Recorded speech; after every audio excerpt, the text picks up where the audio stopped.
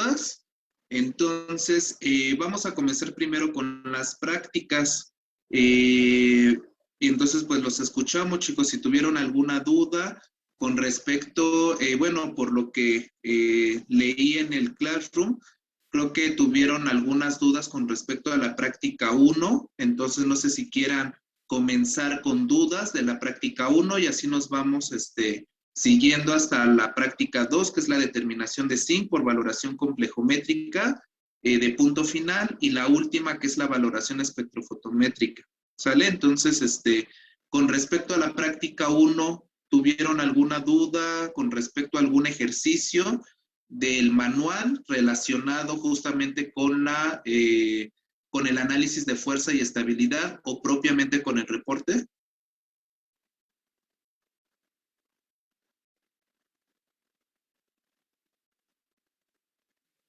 Yo tengo duda en el parámetro de la práctica 1 del KC sobre CO.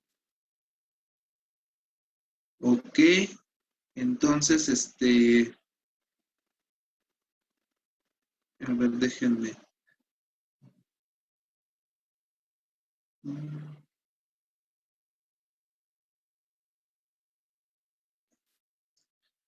Ya te hice coanfitrión, Jorge, por si gustas, no sé si comentarle al chico o... Ok, sí, estoy bien.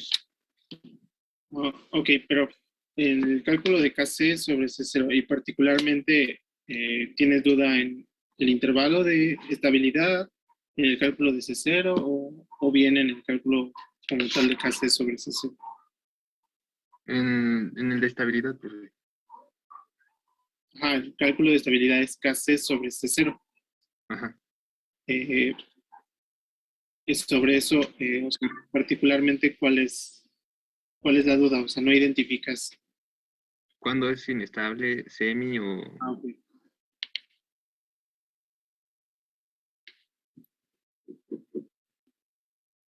Ok.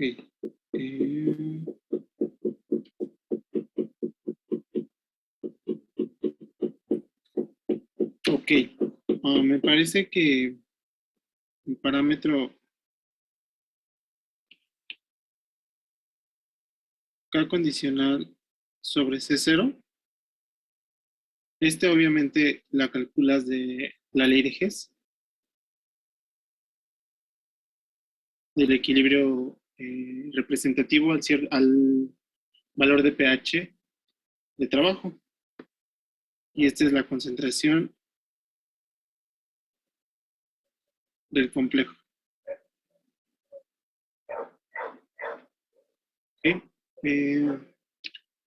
Kc condicional sobre C0, cuando esta es, me parece que mayor o igual a 0.97, es inestable. Eso significaría un alfa, un porcentaje de alfa, me parece, de 0.03.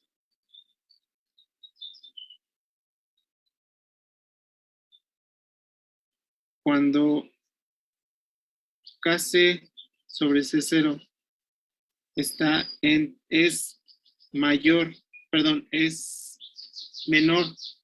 que 0.97, pero mayor que 0.03, entonces es semiestable. Y esto correspondería a un alfa de entre mayor o igual 0.3, menor o igual. Aquí es menor o igual.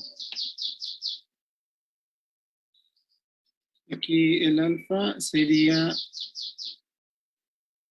mayor que 0.03, pero menor que 0.97. Y finalmente, cuando tenemos un Kc sobre C0 menor o igual que 0.03, entonces es estable. Esto correspondería a un alfa mayor o igual a 0.97.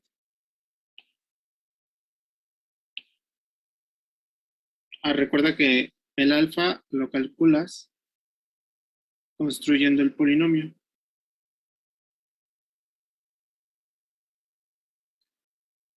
¿Okay? El polinomio sería alfa cuadrada por C0 más Kc condicional por alfa menos Kc condicional igual a 0. Ya sea que calcules Kc sobre C0 y te vayas sobre estos valores, bueno, sobre estos parámetros, o calcules alfa y te vayas sobre estos parámetros.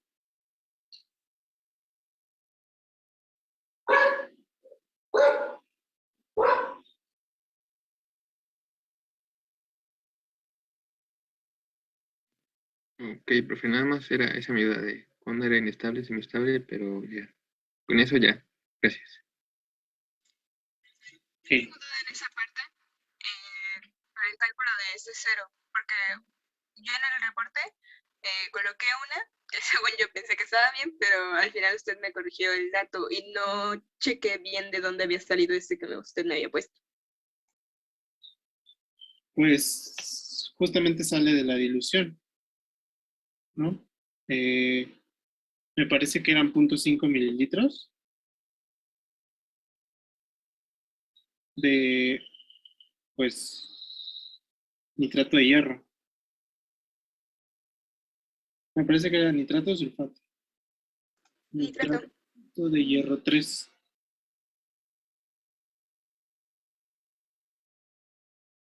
¿De qué concentración? 0.01 molar.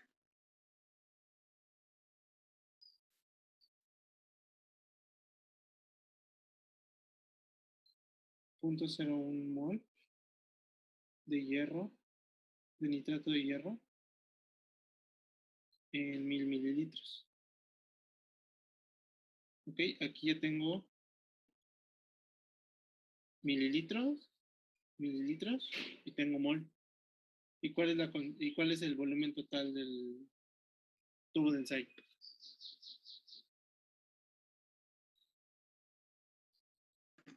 2 mililitros. 2 litros, ¿no? Esto me da una concentración de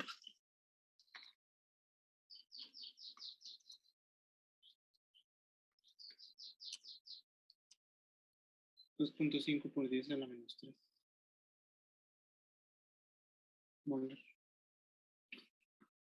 Okay. Esa es la concentración inicial. Esa es la concentración inicial de hierro.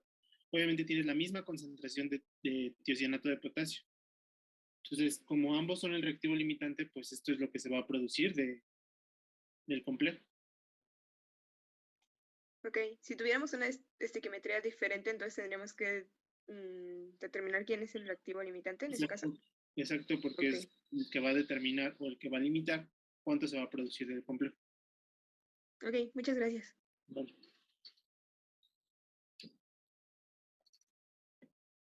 Yo tengo una duda referente a la fuerza y a los intervalos. En inestable entonces sería fuerte, en semiestable sería fuerza media y en el otro, ¿qué sería? Permíteme, déjame checar mis notas rápido.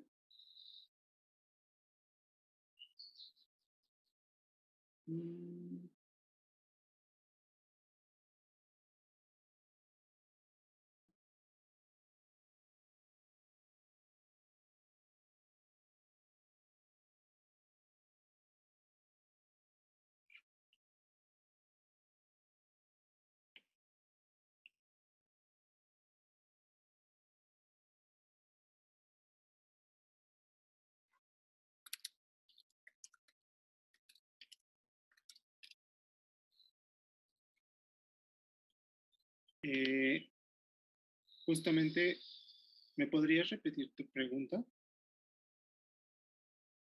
Sí, en los intervalos que había puesto, ¿cómo se categoriza la fuerza? Por ejemplo, bueno, solo sé que en inestable pues es más fuerte, pero... Ok. A mí me gustaría más que intentáramos como analizarlo porque si nos casamos con la idea de que me tengo que aprender cuál es el intervalo, pues obviamente no vamos a, o sea, va a ser más difícil, nos va a ser más difícil la química analítica. Entonces, el alfa, recordemos que nos define cuál es el porcentaje de disociación del complejo, ¿no?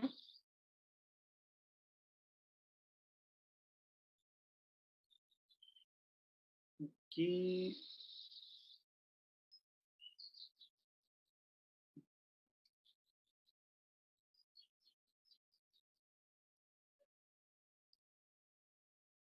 Hola.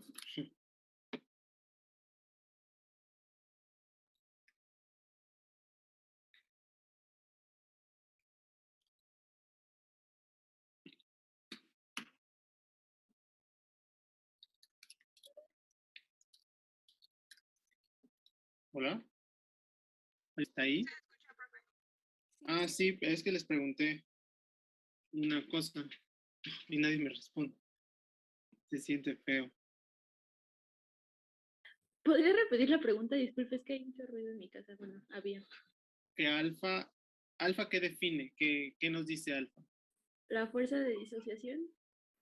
Exacto, la fuerza de disociación. Entonces, si alfa, esto me parece que... Es que me confundo un poco con esto. Si alfa es mayor a 0.97, ¿qué nos estaría diciendo? Que se está disociando mucho, ¿no? Exacto, y si está disociando mucho, ¿qué sucede con los complejos? O bueno, Formarían en realidad, ¿no? con los ácidos fuertes, ¿qué sucede? Bueno, más bien, con los ácidos, ¿qué sucede cuando son fuertes? Se disocian. O sea, Exacto. por completo. Exacto. Tomemos el ejemplo HA, si es fuerte, se disocia en H más A. Entonces, ¿qué indicaría que su alfa sería cercano al 100% o menos del 97%? Cercano al 100. Bueno, igual. Exacto. Entonces, aquí indicaría que esta es una especie que se disocia de manera fuerte. Indicaría que un 97% está disociado, o sea, en M más el ligante, y el 3% está en forma del complejo. Esto viene de...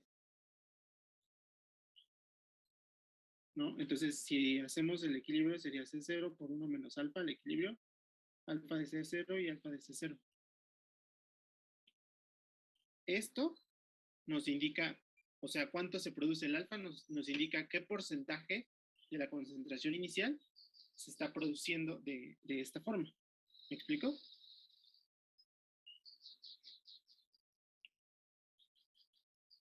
Entonces, si alfa es 0.97, me indicaría que el 97% del C0 está en forma de metal y en forma de ligante.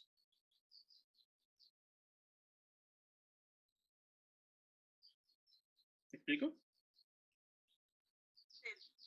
Sí. Entonces, en este, ¿ok? Entonces, ya pasándolo ahora a estabilidad, si es un ácido fuerte y todo se disocia, ¿es estable o inestable?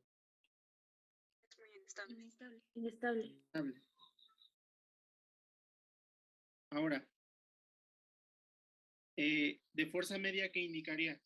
¿Es inestable, semiestable o estable? Semiestable. Inestable. Semiestable. Semiestable, ok.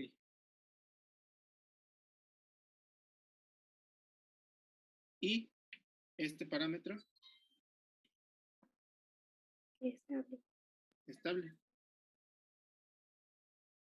Ojo, y ahí algunos cometieron ese error en el reporte. Alfa no puede valer más de 1. No, o sea, el valor máximo de alfa es 1. Alfa no puede ser mayor a 1. ¿Ok? Porque ¿qué indicaría que fuera mayor a 1?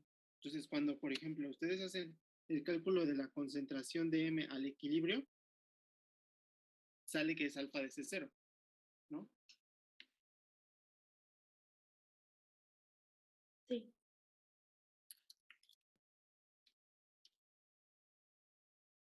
¿Qué indicaría si yo tengo un valor de alfa de 1.1? Que se disoció más de lo que tenemos. Por así Exacto. decirlo. Entonces, lo máximo que se puede disociar es, o bueno, más bien, lo máximo que puedo tener yo de metal es C0. Como porque yo tendría el 110% de C0. No se podría. Exacto.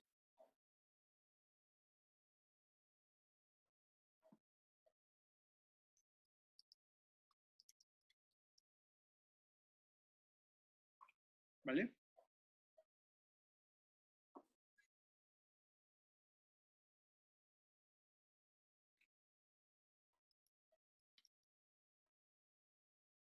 Sí, gracias. ¿Sí? Ok, entonces aquí tuve un error. Aquí es 10 a la 0.03. Aquí es entre 10 a la 0.97 y 0 y tiene que ser, este es 10 a la 0.97.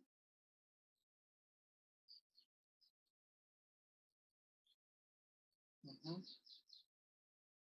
No, esperen, es que yo nunca había, no me justifico, pero nunca había manejado como estos parámetros. ¿Alguien tiene en sus notas los intervalos? De estos. El mayor a... ¿qué es? Ah, no, espere. Que yo tengo anotado un 10 a la menos 1.5, el que es fuerte. Que es fuerte, 10 a la menos 1.5. Sí. Sería 10 a la El, 1.5. Sí, es el débil positivo es- ese. Ah, ok. El de arriba, el de semiestable o de fuerza media, es de 10 a la 1.5 a 10 a la menos 3. Y el estable, que es el débil, exactamente. Ajá.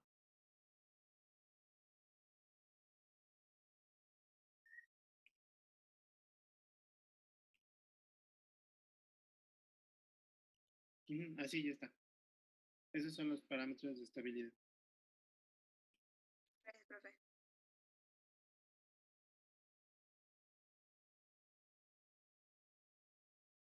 ¿Alguien más tiene alguna duda en el ejercicio de consolidación de la práctica? Profe, yo tengo,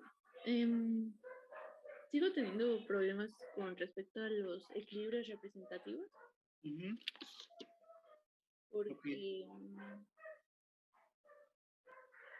bueno, yo había puesto uno y me puso que no era de disociación, sino de formación. Y Ah, ok, sí. Ok. En esta práctica, ¿cuál es la especie de interés? ML, que en este caso es hierro con tiocianato, ¿no? Sí. Si yo tengo este equilibrio,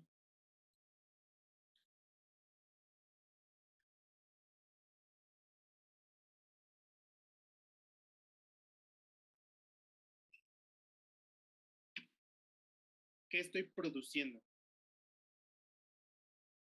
El complejo. Sí. Significa que estoy formando el complejo. Entonces, este es un equilibrio de formación. Y se le asigna una beta. Beta 1 de hierro 3 más tiocianato. ¿Por qué beta 1? Porque estoy añadiéndole un ligante al hierro. ¿Ok? Sí, profesor.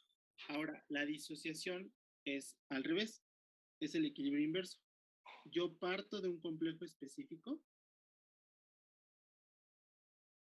y lo disocio, ya sea si es un complejo, si es el polirreceptor, que en este caso sería Ml3. Este es un equilibrio de disociación, pero este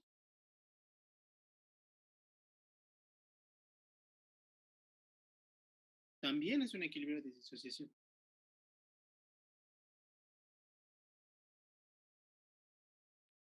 Sí, Ok. uno es global y otro es sucesivo, ¿no?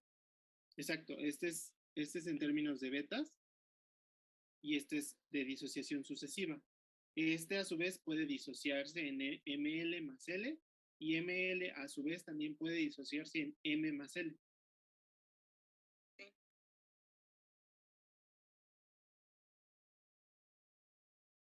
Entonces, en el reporte nos pedía el equilibrio de disociación representativo. En este caso, para un pH, que sería el de 1.3, me parece que el equilibrio representativo de disociación es este, más no este. Ese es el de formación.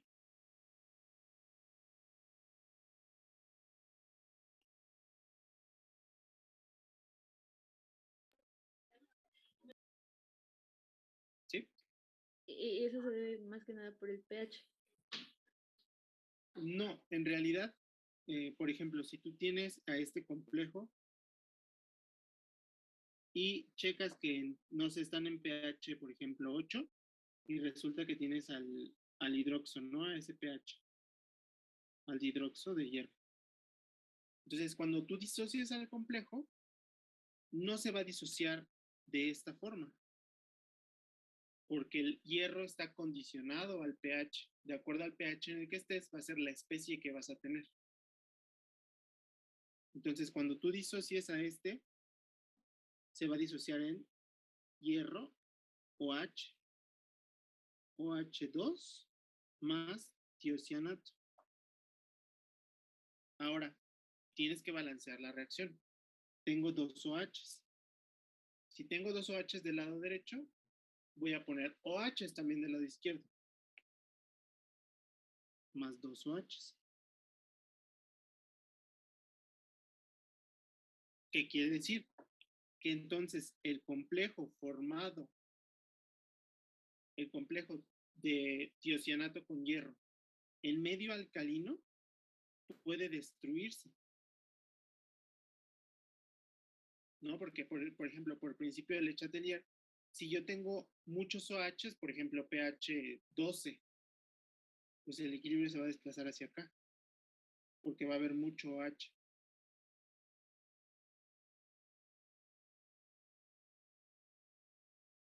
Aquí la clave es que planteen correctamente el DUST, o bueno, la escala de zonas de predominio, para que en el valor que les indican, entonces ustedes sepan, esta especie está en este intervalo y esta especie está en este, y entonces al valor de pH yo tengo a esta especie y a esta especie.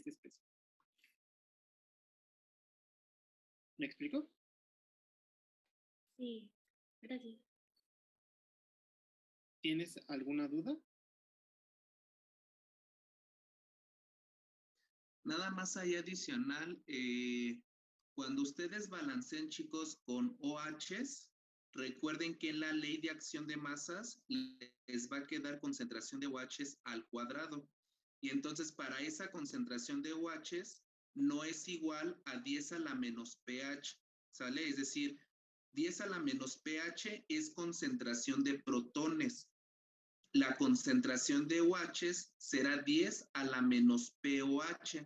Y entonces hay mucho cuidado, si balancean con OHs, deben de calcular inicialmente su POH, ¿sale? Ahí con base a la fórmula que les está escribiendo el profesor, y con base a ese POH, ahora sí, la concentración de OHs es 10 a la menos POH. ¿Sale, chicos? Entonces ahí no se vayan a equivocar en esa parte.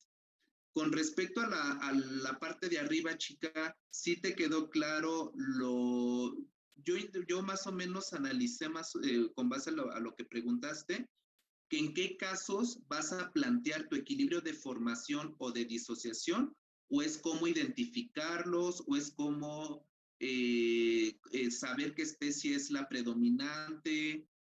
¿Sí quedó claro entonces esta parte? Sí, me parece que sí, profesor, gracias. Sí, ok. Profesor, pero entonces en ese tipo de reacciones sí se puede balancear con agua también, para que tuviéramos en cuenta concentración de hidrógenos. Sí puedes, pero tienes que tener en cuenta que al involucrar el equilibrio del agua a la constante, por ejemplo, si aquí le sumas el equilibrio del agua, o sea, ejemplo, calculas tu constante termodinámica de este equilibrio, ¿ok? Sí, sí. Y para expresar la constante tú quieres, ahora vas a hacer, serían 2 moléculas de agua que se disocian en 2 OHs más 4 protones. Pero, no, más dos protones, ¿no? Uh-huh. Sí. Aquí vas a incluir más, o bueno, en este caso vas a restar el KW. O sea, tienes que involucrar, si tú quieres tener todo en términos de protones, entonces tienes que involucrar más equilibrios. En este caso va a ser el KW, que sería 10 a la menos 14. O en otros términos, por ejemplo, sería menos logaritmo de beta W. Y es 2 veces. Sí, ok.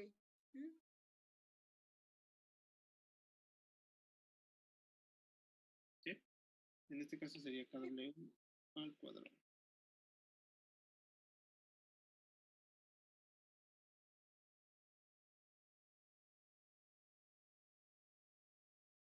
¿Ok?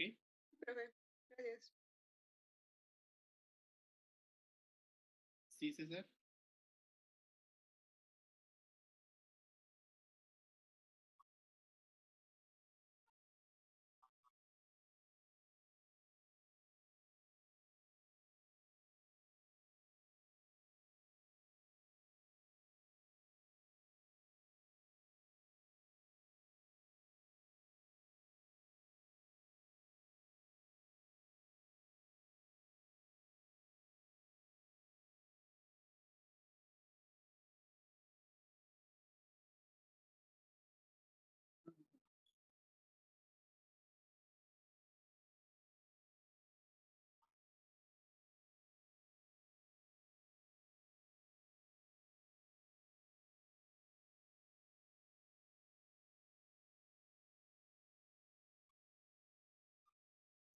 Sí, bueno, la mayoría de esos equilibrios, por ejemplo, en la primera práctica no incluimos la dependencia del valor del pH en el ligante. O sea, el ligante supusimos que era un ácido fuerte y que no se formaba, ¿no? Pero formalmente resulta que el tiocianato se puede protonar y tiene un pKa de 4.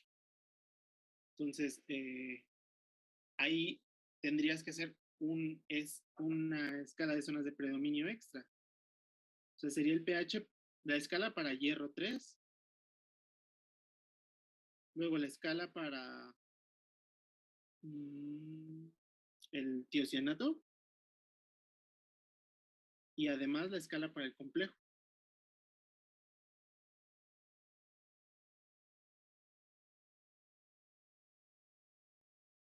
¿Okay? Entonces, sí tienes que considerar, a ver, y ojo, me gustaría mencionarles esto. En alguna de las tareas, yo estuve checando en los ejercicios de consolidación que estaban buscando constantes que no les daban en el problema, ¿no? Entonces, por ejemplo, la incorporación de los ternarios de EDTA pues yo no consideré dárselos para el plomo, pero resulta que ustedes los buscaron y los incorporaron. Entonces, en el examen, yo les pido que si las constantes, y en cualquier punto, o sea, si las constantes que les dan, o sea, bueno, más bien en el examen únicamente, las constantes que les dan son las constantes que usen. ¿Ok? Porque en ocasiones hubo algunos casos en los que no supieron manejar las constantes, o sea, tenían la constante, pero no supieron usarla. Pues, ¿por qué involucramos más información y nos complicamos más? Si primero podemos dominarlo fácil y después nos vamos complicando un poquito más. ¿Vale? Entonces, en este caso, para aclarar mejor, pienso yo que podríamos hacer un ejemplo considerando al catión, no sé, cadmio 2 más, que tiene un pK de hidrólisis de 3 y de 6, ¿ok? En la escala de pH. Entonces forma cadmio 2 más, cadmio OH y cadmio OH2. Asimismo, este catión forma complejos con el acetato y tiene un pKa de 4.7. Entonces aquí forma ácido acético y aquí está en forma de acetato. Y forma estos complejos. Forma un complejo. Vamos a poner solo uno. ¿Ok? Cadmio, acetato. No puede protonarse el ligante porque si se protona entonces no se puede coordinar.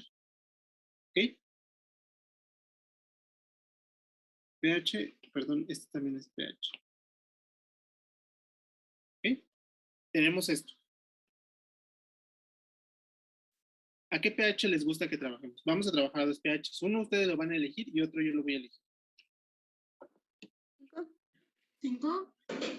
¿Perdón? 5. 5. Ok, 5. Entonces, lo primero que tengo que hacer es trazar una línea a pH 5. ¿Quieren trabajar en términos de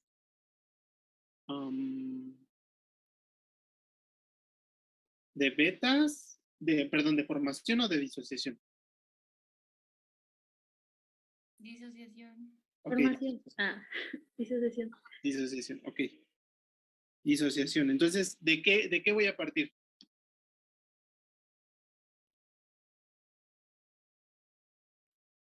Del cadmio con acetato. ¿Cómo, perdón?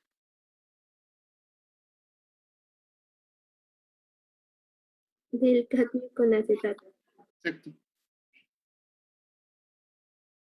Cadmio con acetato. Este es el complejo. Este complejo se va a disociar ¿en qué? Ahora aquí viene. Tengo que checar. Ok, a pH 5, ¿qué especie de cadmio tengo? ¿Tengo cadmio libre? No, cadmio con OH. Exacto. Cadmio OH. ¿Y qué otra especie tengo? Acetato. ¿Cómo se va a disociar el ligante?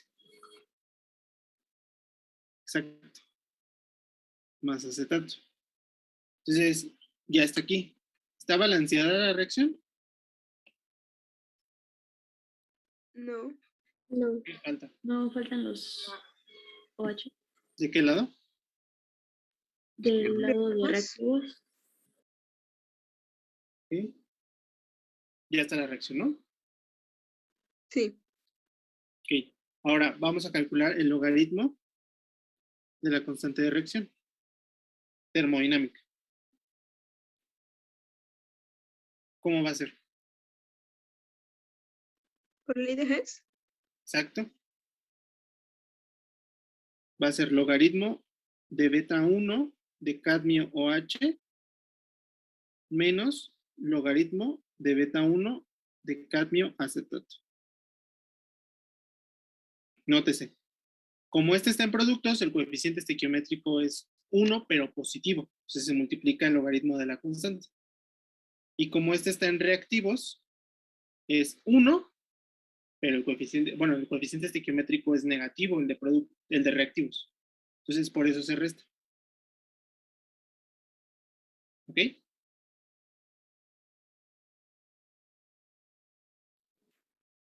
¿Podría repetirlo, por fin? Sí. Recuerden que de los cursos de termodinámica y fisicoquímica, los coeficientes estequiométricos de productos son positivos y los coeficientes estequiométricos de reactivos son negativos. Entonces, las únicas especies que yo puedo formar en este equilibrio es esta, cadmio con OH y cadmio con acetato. Entonces, voy a sumar las betas y cada uno de, bueno, los logaritmos de betas, y cada uno lo voy a multiplicar por su coeficiente estequiométrico. Entonces, la beta de cadmio con OH lo multiplico por su coeficiente estequiométrico con el signo correspondiente, que en este caso es +1. Y el cadmio con acetato, como está en reactivos, lo multiplico por su coeficiente estequiométrico negativo, obviamente, porque está en reactivos. ¿Me explico?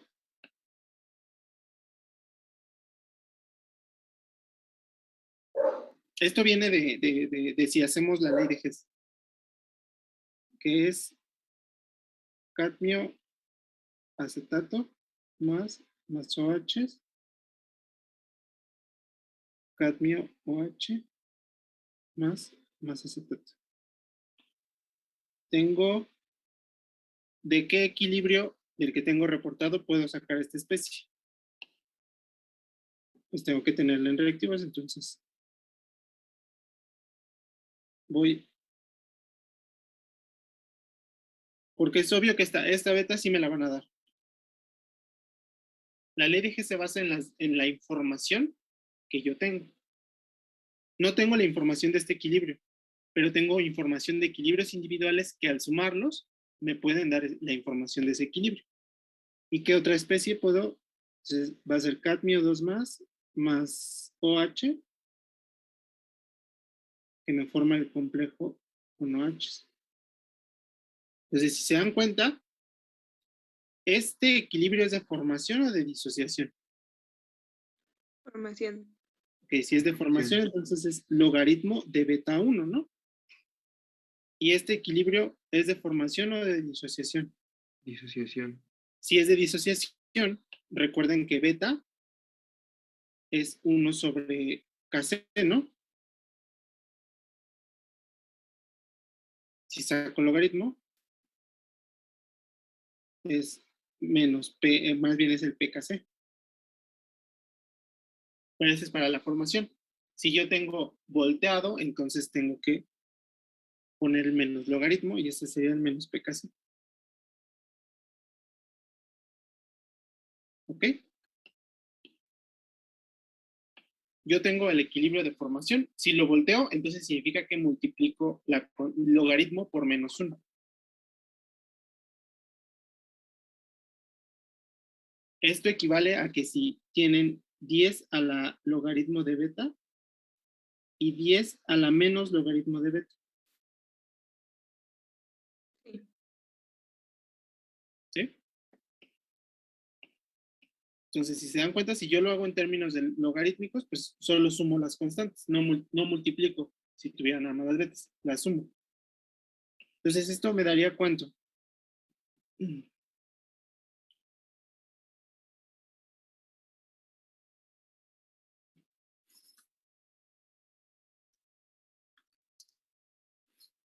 Sería 11 menos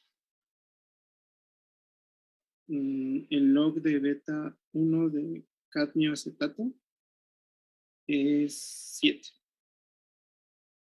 Menos 7. ¿No? Este 11, recuerden, esta escala está en pH y lo que nos dan es los en pOH. Entonces, a 14 le tengo que restar para obtener la beta. Porque si no estaría involucrando, o sea, al equilibrio le tendría que sumar todavía el del agua.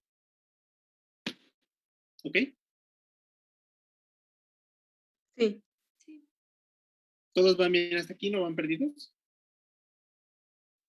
Profe, perdón, ¿y podríamos hacerlo por ejemplo, en el de formación sería 10 a la 3 y en el de disociación sería 10 a la menos 7.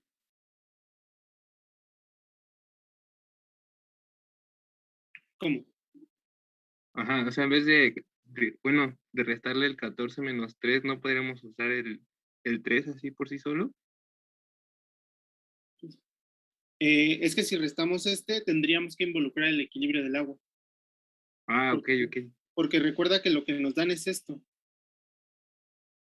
ok. Entonces lo que hicimos fue como simplificar la ley, ¿no? Y no agregamos el del agua. Ajá, no agregamos el del agua porque a 14 le estamos restando este 3 para pasar a este equilibrio. Ya, ya, sí.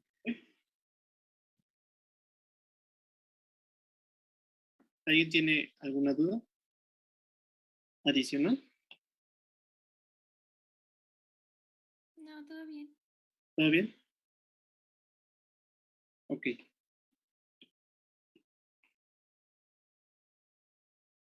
Entonces, la constante termodinámica de reacción es 11 menos 7. Sería 4. Bueno, 10 a la 4. Entonces, la constante condicional de reacción sería 10 a la 4. Bueno, vamos a primero expresar la constante de equilibrio, que sería la concentración de acetato por la concentración de cadmio H sobre la concentración de cadmio acetato por la concentración de OH. Entonces, la constante condicional de reacción o Kc condicional es 10 a la 4 multiplicado por los OH. Recuerden que OH es una manera indirecta de medir pH. ¿Cuánto sería la concentración de OH si estamos en pH 5?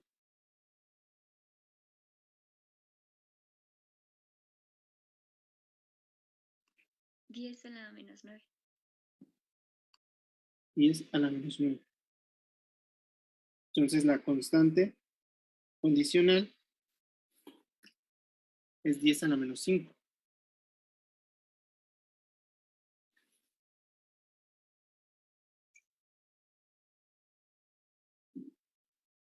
¿Sí? Sí, profe. Sí, profe. ¿Hasta aquí tienen alguna duda?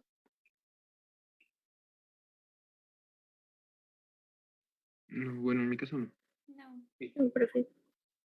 No, Ahora, profe. plantea el equilibrio a pH 4.7.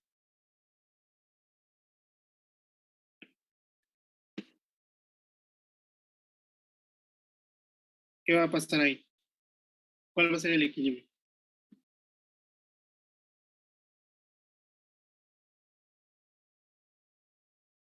Igual de disociación, se empieza con el complejo de cadmio y el acetato. Uh-huh. ¿Que se disocia en qué? En acetato con OH. En acetato, ¿así?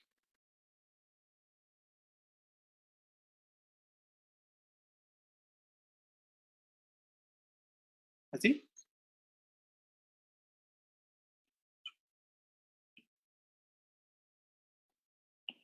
Falta el cadmio. ¿Mande?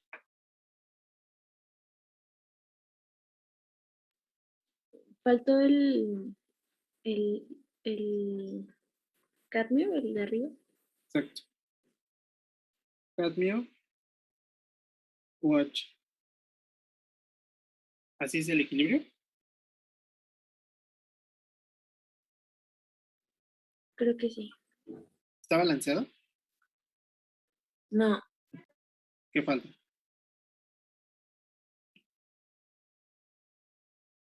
Los OH de la parte de izquierda. ¿Así? sería agua, ¿no?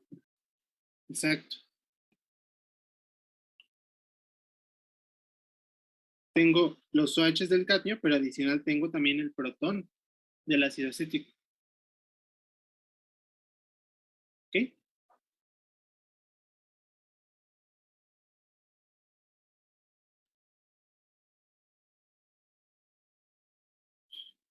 ¿Sí? Sí, profe. Sí, profe. Ok, ¿qué recordamos que les dijeron en analítica básica cuando estábamos en el valor del pKa? ¿Cuándo qué, perdón? Cuando nos encontrábamos en el valor del pKa, ¿qué proporción había de la especie? ¿La misma? 50-50. Cuando ustedes caen en un valor de pKa, cuando en el examen somos malos los profesores y les decimos, calcule el pH a 4, calcule la constante condicional a 4.7, resulta que en 4.7 no hay un equilibrio representativo, hay dos, porque hay 50% de acetato y 50% de ácido acético. Entonces, el siguiente equilibrio es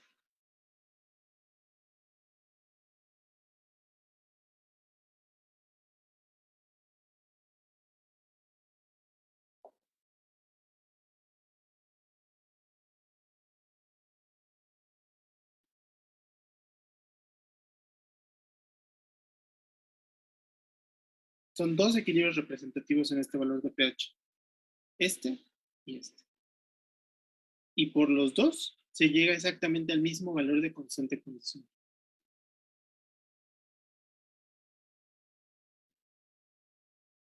Pero nada más tiene que ser como con una sola especie de, en este caso, lo que sería los acetatos no podrían, por el hecho de estar en el medio y que son 50-50, no podrían estar ambas especies en un mismo equilibrio. ¿Cómo? Perdón, no te entendí muy bien. Ajá, por ejemplo, que en el primer equilibrio agregáramos también el acetatos nada más. No, el protonado más el acetato normal. O sea, que aquí El acetato es pusieras, protonado. Ajá, aquí no se puede pusieras, eso. no se podría, ¿por qué? Porque entonces ya no te sale el balance. O sea, pones aquí el acetato, ¿y dónde pones el otro?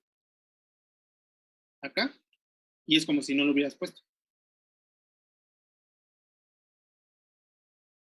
Ok. Ujú. ¿Sí? ¿Sí lo ves? Sí, sí, sí. Entonces, por eso son dos equilibrios, porque uno involucra al ácido acético y otro involucra, o sea, el 50% de la reacción se está llevando vía esta media, liberando ácido acético, y el otro 50% de la reacción se está yendo por esta vía, liberando acetato. Todo porque el pH es 4.7, está en el pK. Entonces, tengan cuidado en los exámenes, si están en un valor de pK, ya sea del ligante, del metal o del complejo, tienen que, o sea, si les piden un equilibrio representativo y están en un valor de pK, entonces tienen que poner dos equilibrios representativos. Ahora imagínense que están en un valor de pK en el que el ligante y el complejo se protonan. Tienen que tener 4 equilibrios representativos. Tienen que hacer la Entonces no son combinación. tan mala onda. Ajá, no creo que sean tan malando así. Vamos a poner un valor de pH en el que el complejo, el ligante y el metal tengan un mismo pK. Entonces tendrían que plantear 6 equilibrios representativos. Pero en este caso, bueno, como se llegaría a la misma constante, ya sobre ese mismo valor de constante, después de plantear todos los equilibrios, pues ya se hace todo el procedimiento, ¿verdad? Ajá, a lo mejor nada más te pueden decir, o sea, calcule la constante condicional de... O sea, te pueden preguntar, coloque los equilibrios representativos, el equilibrio o los equilibrios representativos. Entonces ahí tú vas a poner los 6 equilibrios. Y después te dice, calcule la constante. Pues yo elijo uno de los equilibrios y calculo la constante. A lo mejor elijo el equilibrio, por ejemplo, yo elegiría este, porque no tengo que hacer despeje de protones. Entonces sé que la constante termodinámica es la constante condicional, cosa que en este no pasa. En este tengo que calcular la constante termodinámica, plantear la ley de acción de masas, despejar y evaluar el pH.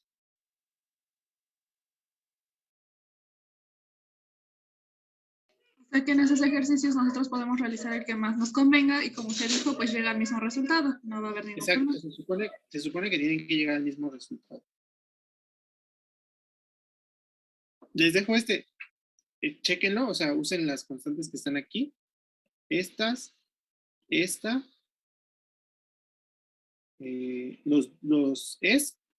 estos, y pues intenten calcular la constante por los dos métodos. Se supone que deben de llegar a lo mismo. 19. Podría ser un buen ejercicio previo al examen. Quién sabe en el examen qué pueda pasar, ¿no? Y si es lo mismo, por ejemplo, en el segundo equilibrio, para la escala de pH podríamos usar solo el acetato con el oxígeno en vez del acetato OH. ¿Cómo? O sea, Ajá, en dime. la escala que tenemos, aquí arribita, ¿En esta? tenemos dos especies del acetato. Podemos usar nada más el acetato solo ¿Qué y sería de ahí, esta? y de ahí solo como balancear. Sí, o sea, la cuestión aquí es que en ocasiones te van a hacer trampa y te van a decir, dime el equilibrio representativo. Y resulta que estás en un valor de pK y el equilibrio representativo no es uno, son dos. Si tú tomas este o tomas este, no importa, vas a llegar exactamente al mismo valor. Debes de llegar al mismo valor. Ok, gracias. ¿Ah? ¿Sí es esa la pregunta? Sí, sí, sí. Ok. Entonces, yo les recomendaría que, pues, lo apuntaran, se lo llevaran de tarea, lo analizaran. Tienen duda, pues, me envían un correo y checamos checo su procedimiento y te digo, ¿sabes qué? Te equivocaste en esto.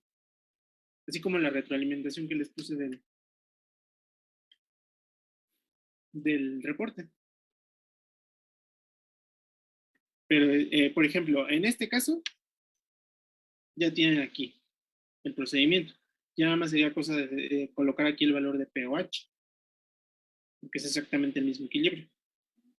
Aquí ya lo tienen resuelto. Y aquí nada más tendrían que hacer ley de Hess, porque recuerden el valor, como no hay ningún protón libre, ni ningún OH libre, el valor de la constante de equilibrio termodinámica es igual al valor de la constante condicional de reacción.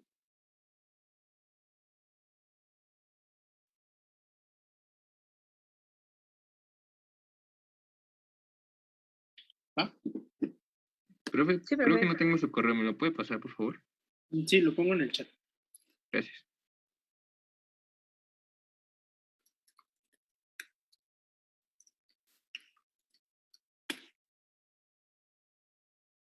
Pero sí, no, tranquilos, o sea, no les vamos a poner algo así en el examen, yo creo. Es para ver si le sabemos. Pues, más que nada como para que sepan que o sea, los paradigmas existen. Señorita Velázquez Muñoz. Sí, yo tengo otra duda, pero es de la práctica 2. Ya es al calcular el porcentaje de desviación estándar relativo. No, la fórmula venía en el manual, ¿no? Y pues no es tan complicada, pero ya al momento de su interpretación, sí como que me confundió eso. Decía que no se tenía que exceder del 5%, y pues no se excedía en este caso. Pero, bueno, ¿qué indica como esos valores?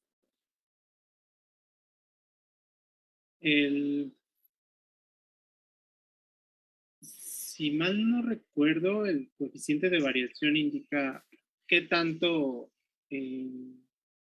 cambian qué tan alejados están tus valores uno de otro, me parece. Pero quizá Iván pueda responderte la duda más. Sí, bueno, ese valor del porcentaje de RCD, que es el porcentaje de desviación estándar relativo, que también se le conoce como coeficiente de variación. Ese dato, chicos, evalúa justamente, o es un valor estadístico, que nos asegura la reproducibilidad que tienen ustedes en los datos. Por ejemplo, en el caso de los volúmenes de punto de equivalencia, nosotros si obtenemos un porcentaje de RCD menor al 5%, significa que sus volúmenes fueron reproducibles y eso nosotros lo interpretamos como un buen manejo de toda la parte experimental. ¿Qué significa eso? Que si ustedes, sus volúmenes, teóricamente las alícuotas que ustedes tomaron fueron del mismo volumen, a todas las 3 alícuotas les agregaron el mismo volumen de la solución amortiguadora y a las 3 alícuotas le agregaron el mismo indicador. Por lo tanto, aquí el volumen de punto de equivalencia debería de ser igual en las 3 alícuotas. De tal manera que si nosotros observamos o determinamos al final un porcentaje de RCD mayor al 5%, significa que todavía están fallando, sale ya sea en la identificación del vire, del cambio de color del rojo al azul, o propiamente en el manejo de la bureta o en el montaje del sistema de valoración, algo relacionado con la experimentación, ¿sale? Recuerden que ese porcentaje de RCD nosotros lo evaluamos para calificar su destreza o habilidad como operadores de los diferentes equipos o materiales que nosotros utilizamos ahí en el laboratorio, ¿sale? En este caso, chicos, pues bueno, un porcentaje de RCD menor al 5% significa que hubo resultados reproducibles y por lo tanto, pues bueno, hay destreza o habilidad al momento ya sea del proceso de la valoración o de la detección del punto final de valoración, es decir, la detección del cambio de color del vire. Un porcentaje mayor significa que, bueno, todavía les hace falta adquirir un poco más de destreza o de habilidad justamente en una valoración de punto final, ¿sale? Eso en el manual ustedes leían que generalmente, por ejemplo, en las valoraciones que hacen ustedes en la básica, prácticas, si ustedes recuerdan, bueno, si es que llevaron la básica en cursos presenciales, porque luego hay veces en que llevan la básica hace como, no sé, 2, 3 años, más o menos, se olvidan de la analítica y ya después la vuelven a retomar. Para aquellas personas que sí llegaron a tomar la básica de manera presencial, y si recuerdan sus resultados que obtenían en las valoraciones de punto final, que eran las de ácido base y las de complejos, que eran las que nosotros realizamos con base a un cambio de color, para alguna persona le daban, o sea, a lo mejor de 5 mililitros, para otra persona de 5.8 mililitros, para otra persona de 6 puntos, o sea, toda esa variación conlleva justamente a que hay un mal manejo o mala habilidad o mala destreza justamente en ese proceso experimental de una valoración o en la detección de ese punto final, ¿sale? Es debido, chicos, que pues a ese porcentaje de variación, pues los indicadores tienen un porcentaje de error, ¿sale? Si ustedes recuerdan cómo calcular ese porcentaje de error del indicador, pues se hace una comparación de los volúmenes de punto de equivalencia que obtienen de pues de una valoración de punto final, es decir, de una valoración donde se utiliza un indicador, con respecto a una valoración que se realiza con una técnica instrumental, por ejemplo, la potenciometría, ¿sale? Entonces, siempre en una potenciometría, como ahí nosotros, realmente, si sabemos utilizar bien el potenciómetro y de agregar los volúmenes adecuados con base a la graduación de la bureta, no debe de haber mucha variación. ¿Por qué? Porque el valor de pH se los está dando un equipo. Ustedes al agregar un cierto volumen, no le tantean, como que pH creo que sea, pues como que 4, y a ti no, pues como que 4.5. Ustedes no tantean esos valores de pH. Esos valores de pH, o en el caso de una valoración redox, esos valores de diferencia de potencial, se los da un equipo, de tal manera que ustedes con que sepan adicionar adecuadamente el volumen de valorante a través de la bureta, ¿sale? Y entonces, y que sepan calibrar y utilizar bien el potenciómetro, ya los datos experimentales los grafican, aplican bien el método gráfico de las tangentes y obtienen un volumen de punto de equivalencia más exacto, ¿sale? Y entonces, esa variación que tienen entre la del indicador con el volumen de punto de equivalencia de una valoración potenciométrica es como surge ese porcentaje de error debido a la apreciación del cambio de color. ¿Sale, chicos? Entonces, por eso es que nosotros, pues, casi generalmente, bueno, al menos, si es que hay mucha variación en el operador, pues, mejor recurrimos a una valoración potenciométrica donde ese error se minimiza. ¿Sale? Pero prácticamente, de esa manera se evalúa ese porcentaje de RCD o coeficiente de variación. Profesor, y en ese caso, Ajá. ese porcentaje o ese coeficiente está relacionado o de alguna manera como que nos indica también cómo tiene que ser el intervalo de aceptación, porque me refiero a que si que uno esté o no esté dentro de sus rangos indica que el otro también lo está o no están relacionados tal cual, porque según entiendo ambos se refieren también a como que a ese proceso experimental si se llevó a cabo bien o no. Entonces estaba pensando si en uno puede decirte que, ok, si estás haciendo un buen trabajo experimental, pero en el otro te está diciendo que no, espera, a lo mejor hoy tuviste errores experimentales. Entonces eso no sé si sea posible o cómo sucede ahí. Sí, de hecho, cuando nosotros realizamos una determinación por duplicado, triplicado, como en este caso una valoración, se puede calcular intervalos de confianza, que me imagino, ustedes ya llevaron estadística, chicos. Me Sí. imagino, sí, ¿verdad? Y justamente ahí les enseñaron cómo obtener esos intervalos de confianza, que es justamente, bueno, hay diferentes maneras de poderlos obtener. Uno de ellos, por ejemplo, el más sencillito, es cuando al promedio le suman 2 veces la desviación estándar y le restan 2 veces la desviación estándar.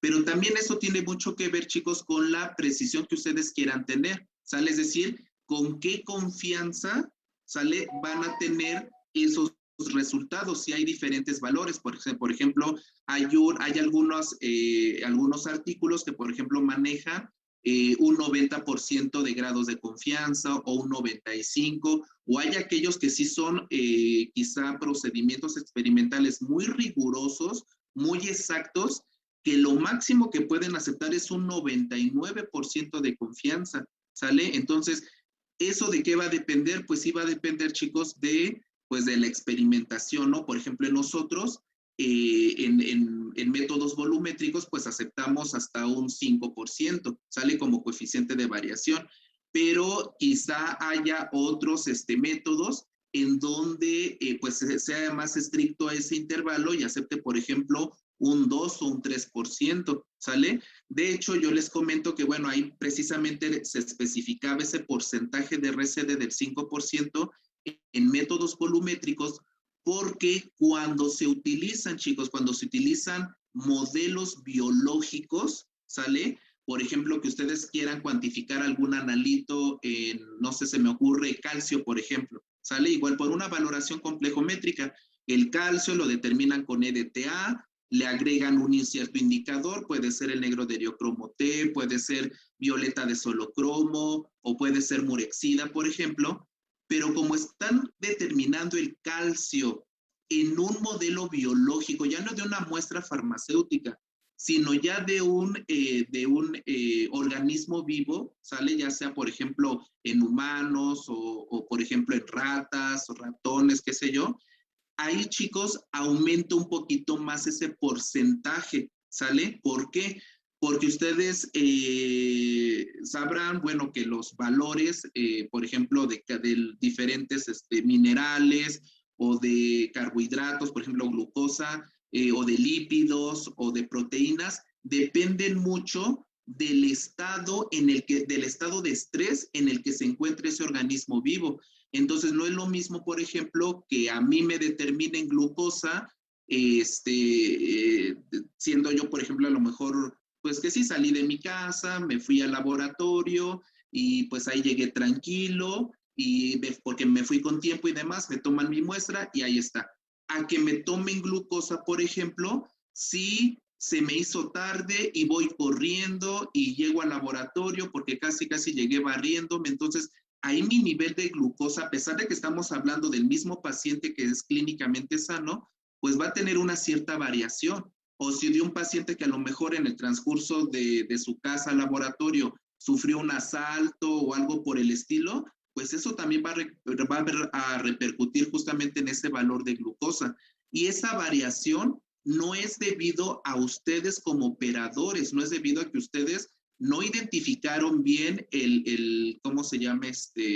El vire o el cambio de color, o que no sepan utilizar una bureta o un potenciómetro, etcétera, no, sino ya es algo intrínseco del modelo biológico al cual están realizando esa determinación, por ejemplo, a un paciente humano, a una planta, a un animal, etcétera. Sí, estamos de acuerdo, chicos. Entonces, esos porcentajes van variando dependiendo de la situación de la experimentación. Y lo que me comentaba, chica, de los intervalos de confianza, es decir, que tú me digas, bueno, a ver, si el volumen de punto de equivalencia es 5, ¿hasta cuánto se acepta un más menos de ese volumen de 5?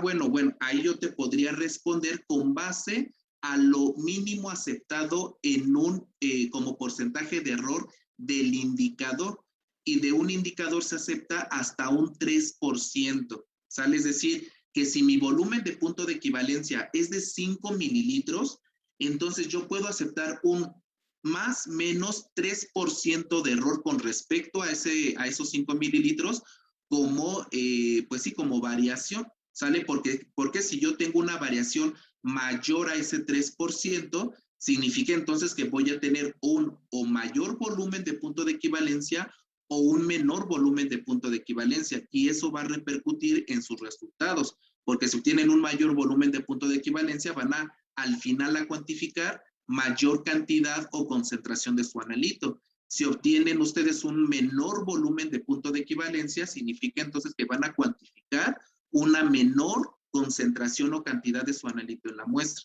¿Sale? Entonces, como les comento, chicos, aquí sí depende mucho de pues de qué analito van a cuantificar, en qué modelo, etcétera, etcétera. Al menos lo que aquí les estamos comentando es que en esta valoración complejométrica, donde el analito es procedente de una muestra farmacéutica, pues lo aceptable es hasta un 5% como coeficiente de variación.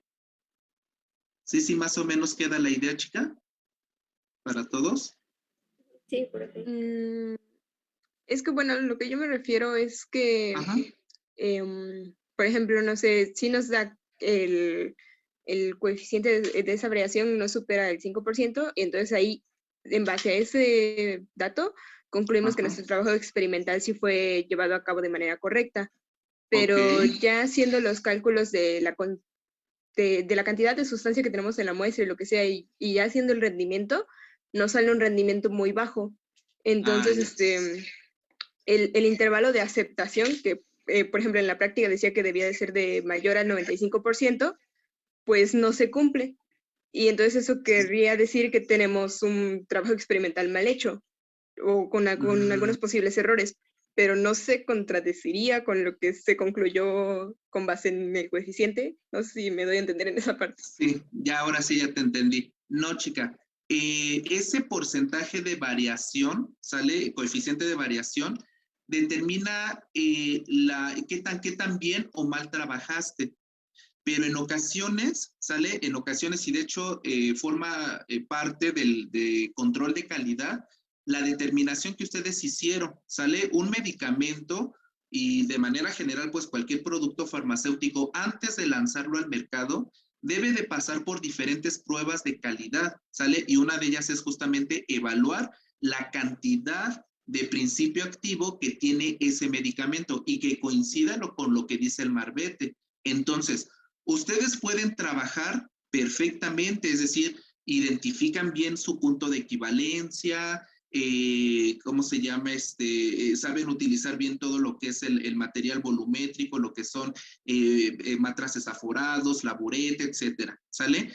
Pero eso no conlleva, chicos, a que ustedes, si trabajaron bien, entonces el contenido del principio activo o de su analito en la muestra debe de ser de acuerdo, porque eso ya depende justamente de todo lo que es el proceso de maquila o de elaboración de ese producto. Ustedes como analistas, que su única función es de verificar que el contenido que dice el medicamento sea lo que dice el marbete, esa es su función.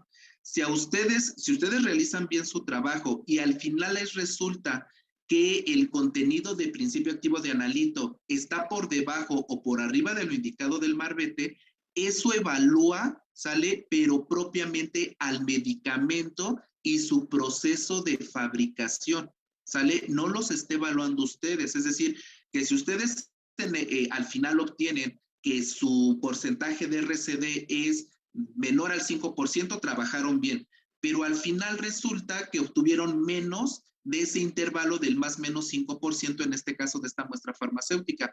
Bueno, ahí lo que se concluye es de que ustedes trabajaron bien, pero el producto farmacéutico es el que no cumple con las especificaciones que dice en el marbete o en su contenido.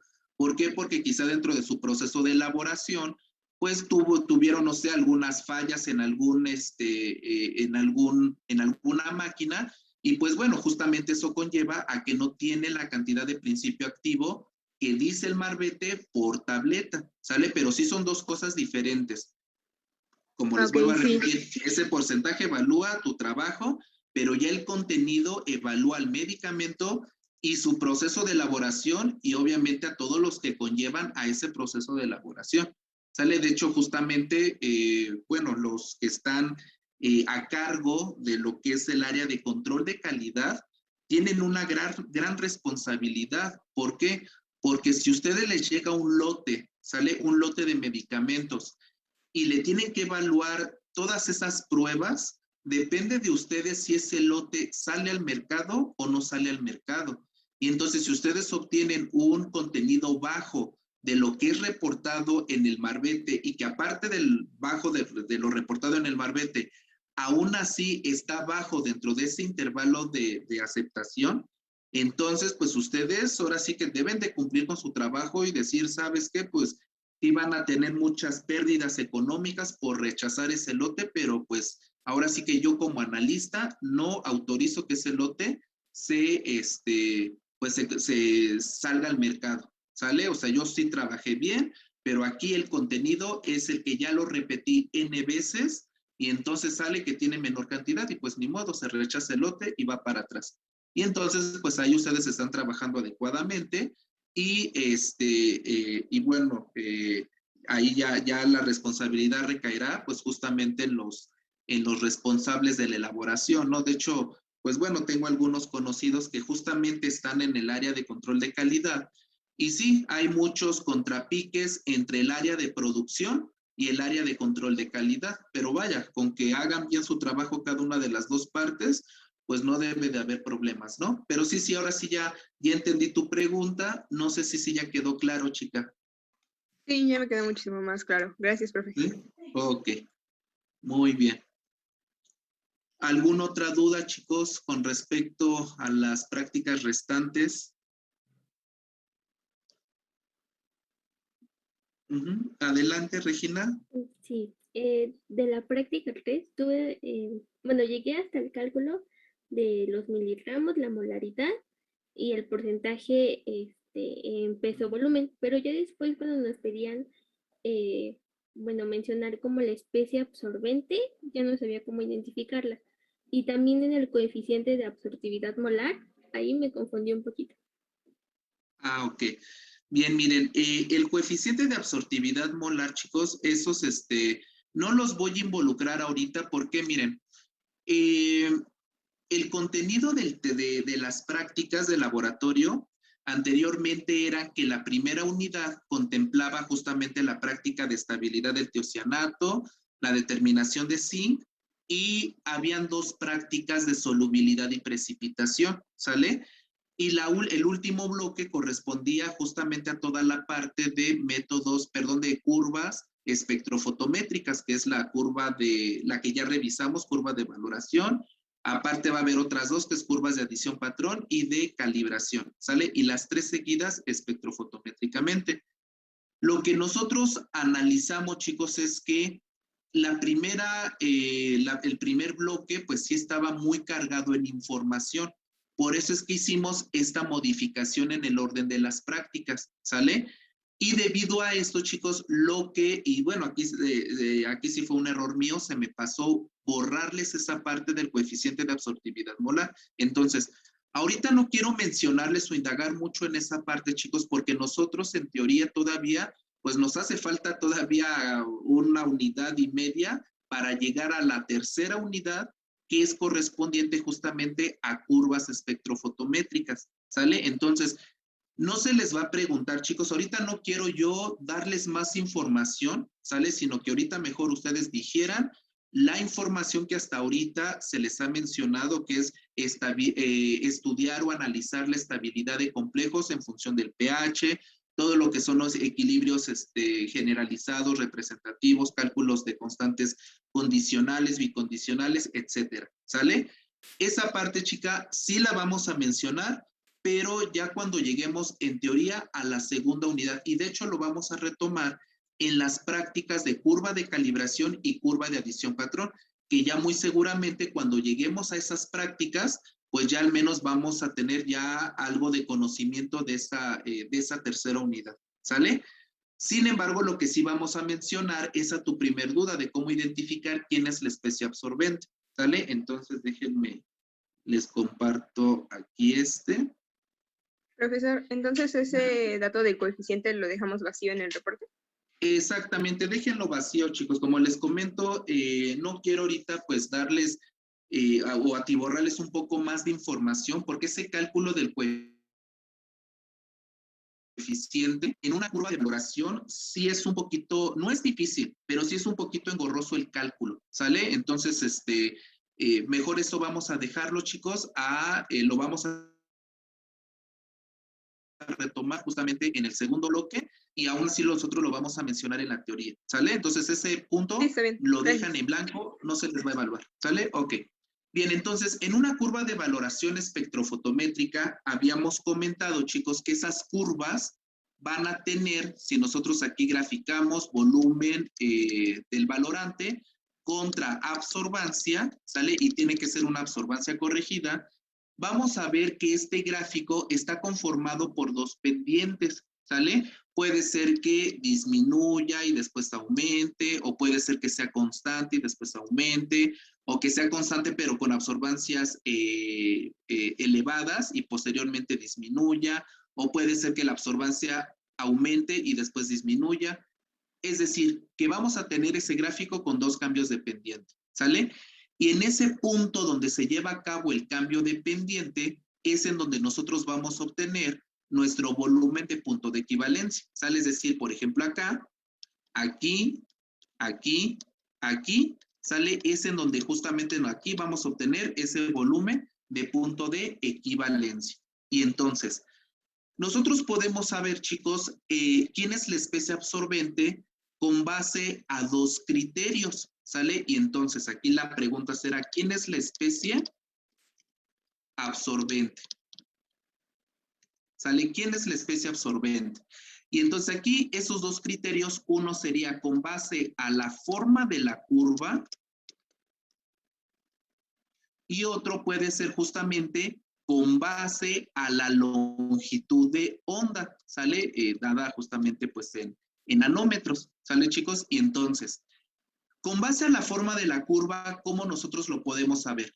Bueno, de manera particular, para la práctica que nosotros realizamos en donde determinamos el cobre, ¿sale? Con el EDTA y nos daba el complejo de cobre EDTA, tenemos varias posibilidades de especies absorbentes. Puede ser que absorbe el cobre, puede ser que absorba el EDTA, puede ser que absorba el cobre EDTA, o puede ser que absorba el cobre y el EDTA, o que absorba el cobre y el complejo, o que absorbe el EDTA y el complejo, o puede ser que absorben los tres, ¿sale? Y entonces, con base a esto, chicos, hay diferentes formas de la curva que nosotros obtendríamos en cada uno de los casos. Y entonces, para ello, pues nosotros tenemos que analizar, ¿sale? Entonces, vean, aquí voy a colocar mi curva de valoración donde tenemos volumen en mililitros y tenemos absorbancia. Y la forma de la curva que ustedes obtuvieron fue de esta manera, donde primero aumentaban las absorbancias y posteriormente esas absorbancias eran constantes, ¿sale? Y de hecho, bueno, déjenme corrijo la curva porque estas absorbancias iniciales pues no partían realmente de cero, sino partían de un valor de absorbancia y posteriormente ahora sí eran constantes. Y entonces, en este caso, chicos, lo que ustedes tienen que hacer para poder decir qué especie es la que está absorbiendo con base a la forma de la curva es establecer su tabla de variación de cantidades molares. Y entonces, vean, voy a borrar toda esta parte de aquí y vamos a plantearla, ¿sale? Al inicio, nosotros vamos a tener unas ciertas mínimas, justamente las que nosotros estamos colocando en nuestro sistema de valoración, le vamos a agregar nuestro valorante, lo vamos a etiquetar como C1B1, ¿sale? Y posteriormente vamos a tener nuestros 3 momentos de una valoración, que sería antes del punto de equivalencia, en el punto de equivalencia y después del punto de equivalencia. Y entonces vean, antes del punto de equivalencia del analito, ¿cuánto es lo que voy a tener? Ah, bueno, lo inicial, C0, B0, menos lo que voy agregándole de mi valorante, es decir, menos C1, B1, ¿sale? Del valorante, como estoy antes del punto de equivalencia, todo lo que yo le agregue va a reaccionar con el analito, por lo tanto aquí voy a tener epsilon. Y del complejo, ¿sale? Recuerden que siempre los productos van a estar en función del reactivo limitante. En este caso, pues nuestro reactivo limitante antes del punto de equivalencia es el EDTA. Por lo tanto, lo que me forme del complejo va a estar en función de lo que yo le agregue de EDTA. Es decir, que voy a tener C1, B1. Y en este caso no voy a involucrar ninguna estequiometría porque vean que tanto del analito como del valorante y el complejo, su estequiometría es 1:1. 1 de cobre reacciona con 1 de DTA para formarme 1 del complejo, ¿sale? En el punto de equivalencia, recuerden que aquí vamos a tener epsilon, tanto del analito como del valorante, y del complejo, como los dos son reactivos limitantes en el punto de equivalencia, pueden estar en función de C0B0 o en función de C1B1, ¿sale?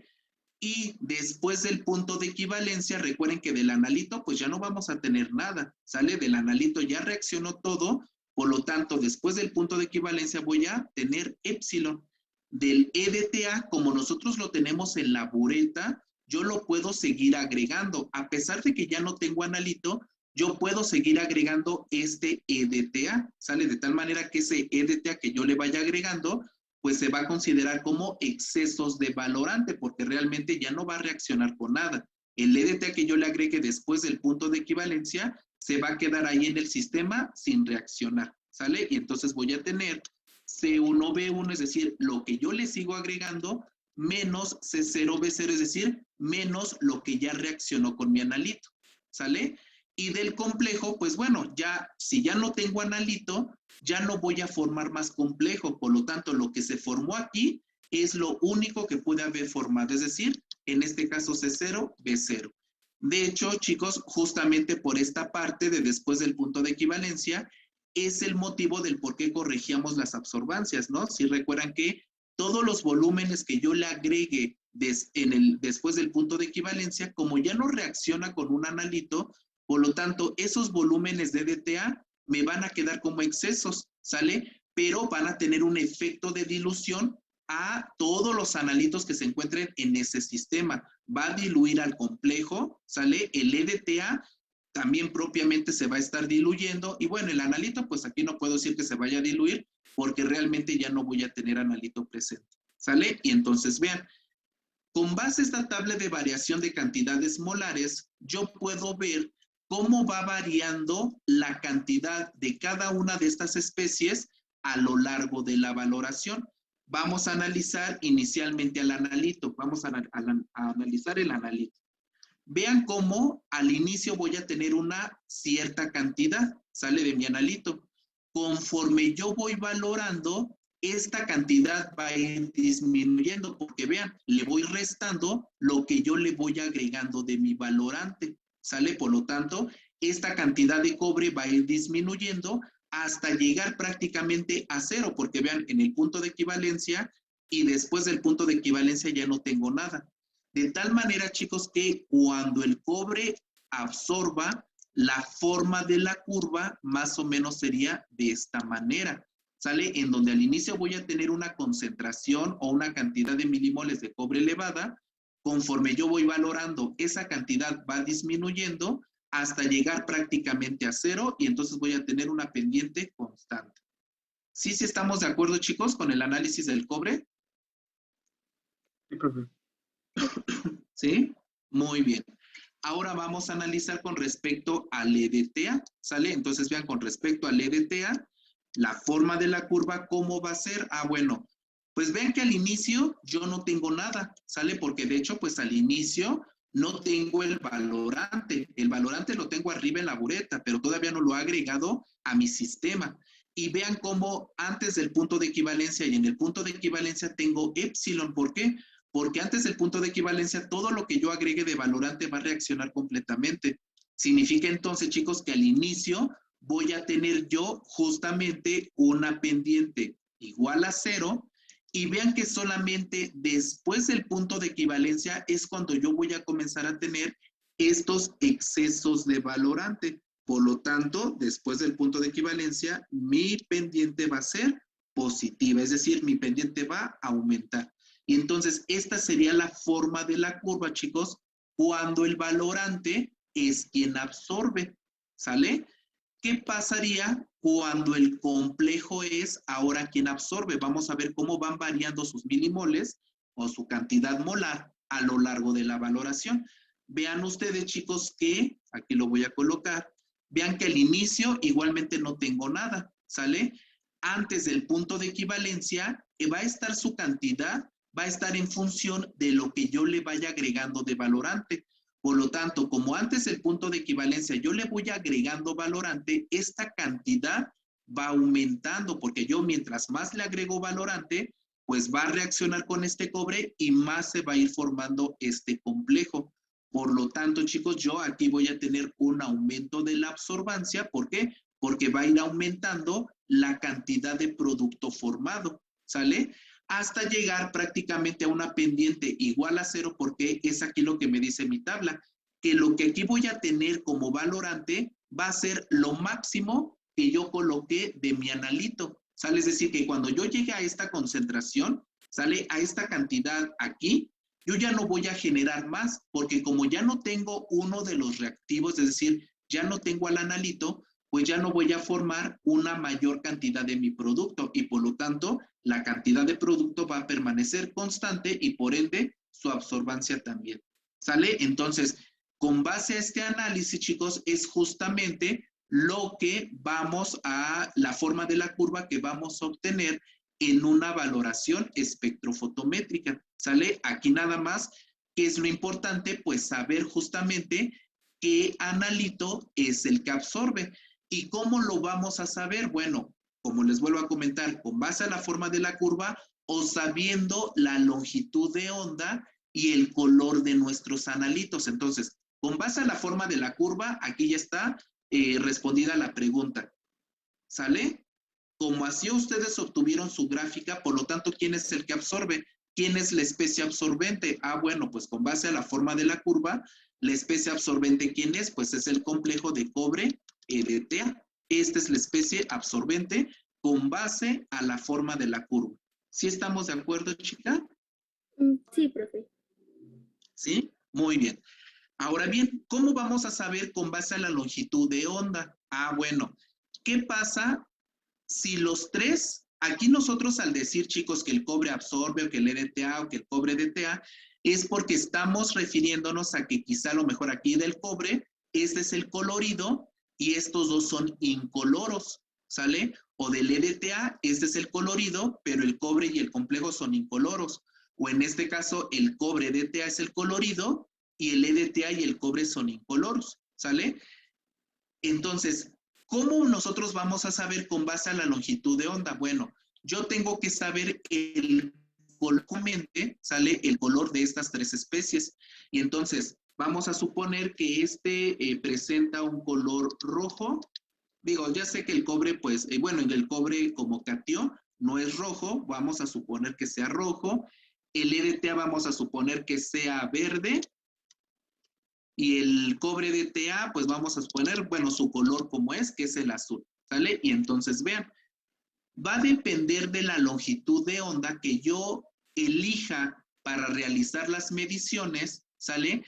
Y saber quién de las tres especies va a ser la especie absorbente. ¿Por qué?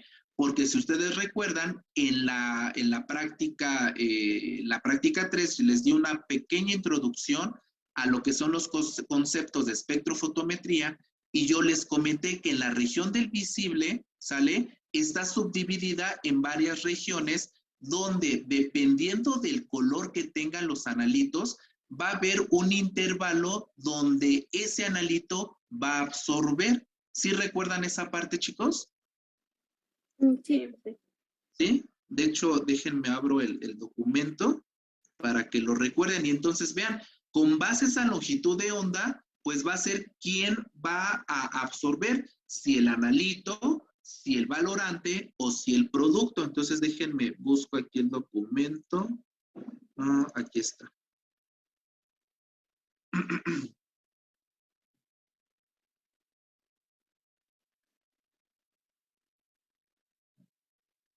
Entonces vean, este es el PDF que utilicé para darles la explicación de esa tercera práctica.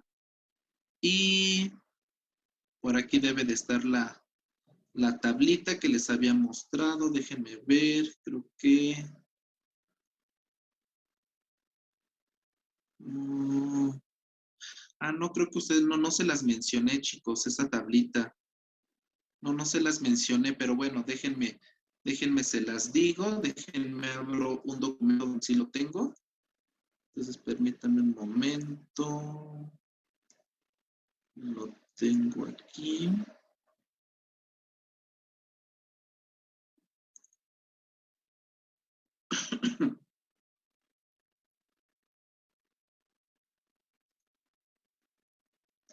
Vean, ese es igual un formato que utilizo para darle explicación de la primera práctica de instrumental. Entonces, aquí sí debo de tener esa tablita. Déjenme la encuentro.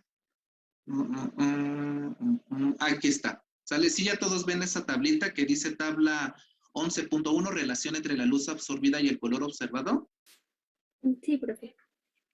¿Sí? Ok. Entonces, vean, con base al color observado, ¿sale? Es el intervalo de longitudes de onda donde nosotros podemos realizar esas mediciones. Por ejemplo, aquellas especies químicas que en solución acuosa sean amarillos van a absorber en un intervalo de longitudes de onda de 400 a 400 nanómetros, ¿sale? Si es rojo, aquí vemos que el rojo de 470 a 500 nanómetros. Si es azul, vean que de 590 a 610 nanómetros, ¿sale? Y entonces, si en este caso yo les digo, bueno, pues el cobre es rojo, el EDTA es verde y el cobre DTA es azul. Pero ¿qué creen? Que las mediciones se están realizando en un intervalo, perdón, en una longitud de onda, vamos a suponer, de 650 nanómetros. A 650 nanómetros, chicos, ¿qué color es el observado de mis sistemas que van a absorber en ese intervalo de longitudes de onda? A 650 nanómetros, exacto, el verde, ¿sale? Es decir, que si yo mi espectrofotómetro lo calibro a una longitud de onda de 650 nanómetros, ahí el color que voy a observar va a ser el verde porque el absorbido va a ser el rojo, ¿sale? Esto igualmente, chicos, lo vamos a mencionar en la teoría, en donde una cosa es el color observado, el que yo observo, y otra cosa es el color complementario o el color absorbido, ¿sale? Entonces, a esta longitud de onda absorbe, el color que es absorbido es el rojo, pero nosotros vemos justamente las soluciones de color verde, ¿sale? Y entonces, como yo veo mi sistema de color verde, significa que, bueno, pues ese verde va a ir en un intervalo de 610 a 700 nanómetros. Por lo tanto, si yo mis mediciones las hago a 650 nanómetros, significa que aquí el color al que se le va a deber las absorbancias es aquella especie química de color verde. Por lo tanto, aquí si yo ajusto a 650 nanómetros, aquí van mis soluciones, las absorbancias van a obedecer al analito verde. ¿Quién es el verde? El LDTA. ¿Cómo va a ser la forma de la curva? De esta manera de acá. ¿Sí queda claro, chicos? Este segundo criterio. Sí. Pero es ¿Sí, chicas? no el espectrofotómetro, ¿no? ¿Cómo, perdón, chica? Que ya bueno, a través de la longitud de onda ya sería ocupando el espectrofotómetro. Exacto. Ahora, yo aquí sí les comento que no se preocupen por esta parte de aquí, chicos, que yo justamente en el examen, ¿sale? En este primer examen del primer bloque de laboratorio, no les vamos a involucrar esta parte, ¿sale? Lo que sí les podemos decir es que con base al primer criterio, que es la forma de la curva, con base a la forma de la curva, ¿qué analito es justamente la especie absorbente? Esta parte de aquí no, porque no les podemos preguntar algo que inclusive hasta yo literalmente les he dicho, ¿no? Que lo que les mencioné sobre espectrofotometría fue prácticamente una probadita, ¿sale? O sea, no fue una pequeña introducción. Entonces, no les puedo yo calificar algo, ¿sale? Con base a algo que yo no les hemos explicado de manera completa. ¿Sale, chicos? Entonces, al menos con base a este criterio, no se preocupen. Salen que, híjole, me tengo que aprender a cada longitud de onda qué color es el observado, ¿no? Qué color van a tener las soluciones. Con base a este criterio, chicos, no les vamos a preguntar. ¿Sale? De hecho, con base a esto, ustedes pues ya se harán bolas ahí en su analítica instrumental, donde ahí sí les preguntan o les hacen este tipo de preguntas, ¿no? Con base a la longitud de onda, cómo es qué color es el observado, qué color es el absorbido complementario, cómo es la forma de la curva, etcétera, etcétera. ¿Sale, chicos? Pero con nosotros únicamente nos vamos a limitar a saber quién es la especie absorbente, pero con la forma de la curva. ¿Sí queda claro, chicos? Sí, profe. ¿Sí? Sí. Ok. ¿Alguna otra pregunta, chicos? De cómo obtener las absorbancias corregidas, obtener los valores de las funciones, perdón, y el igualarlas. ¿No quedó ninguna duda de esa parte, chicos? Sí, porque eso ya lo me... Ajá. Sí, al momento de hacer las gráficas, Ajá. hay un punto justamente en donde pues cambia, se vuelve como más constante. Entonces, Ok. al tomar las dos ecuaciones de la recta, yo me confundí si tomarlos, o sea, el punto en común, también hacerlo en la regresión lineal o con el punto que como que sigue. Es que yo lo hice así, pero no sé si estoy bien. Creo que, mira, deja, a ver si entendí tu pregunta. Vamos a suponer que aquí tienes tus puntos, ¿no? Volumen y aquí absorbancia corregida. Y aquí tienes tus puntos. Te fueron más o menos así y así.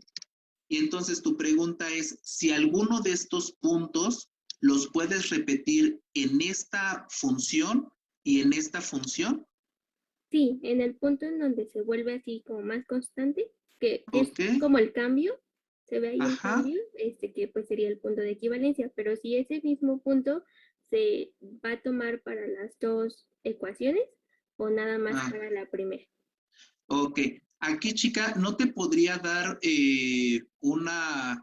un criterio fijo porque va a depender de la forma de tu curva. Yo aquí lo único que te podría comentar es si ese punto forma parte de los datos que son constantes, pero también forma parte de los datos, como en este caso de los puntos que generan la pendiente positiva, entonces lo puedes involucrar en los dos, ¿sale?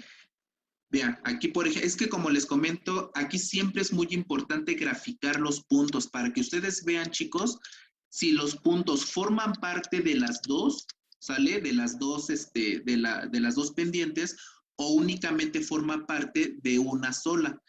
Vamos a suponer que aquí tenemos estos puntos, ¿sale? Aquí están aumentando. Y de repente, por alguna situación aumenta y después tenemos aquí estos. Y entonces aquí a lo mejor este punto que tenemos aquí, ¿lo tengo que involucrar en esta y en esta?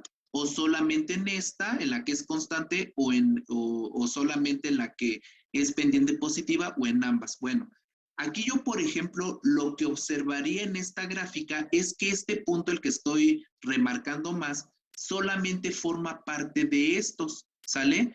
¿Por qué? Porque si nosotros trazamos una línea imaginaria, lo voy a colocar aquí con otro color. Si trazamos una línea imaginaria de los puntos de antes del punto de equivalencia, sería más o menos como por aquí. Y vean cómo este punto ya no forma parte del conjunto de los puntos de antes del punto de equivalencia.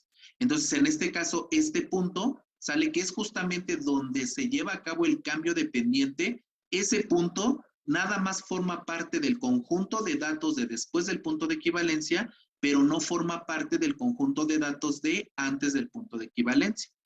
¿Sale? Si, por ejemplo, nosotros tenemos puntos, vamos a suponer así, que van aumentando, aumentando, y después de esta manera, vemos que este punto, pues forma parte tanto de la recta o de la pendiente de antes del punto de equivalencia, pero también forma parte de los puntos que son constantes de después del punto de equivalencia. Y entonces ese dato lo puedo contemplar tanto para esta función como también para esta función.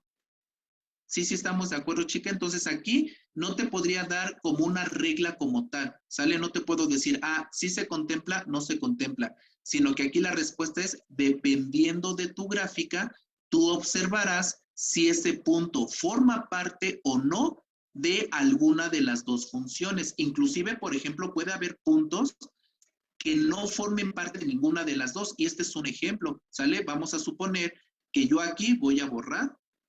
Y entonces vean, si yo trazo una línea imaginaria, ¿sale? O que ustedes lo pueden hacer con una reglita en su gráfica, ya sea que la hayan hecho en Excel o en hoja milimétrica, vean que si yo trazo aquí una línea, estos puntos como hasta por aquí forman parte de la función de antes del punto de equivalencia.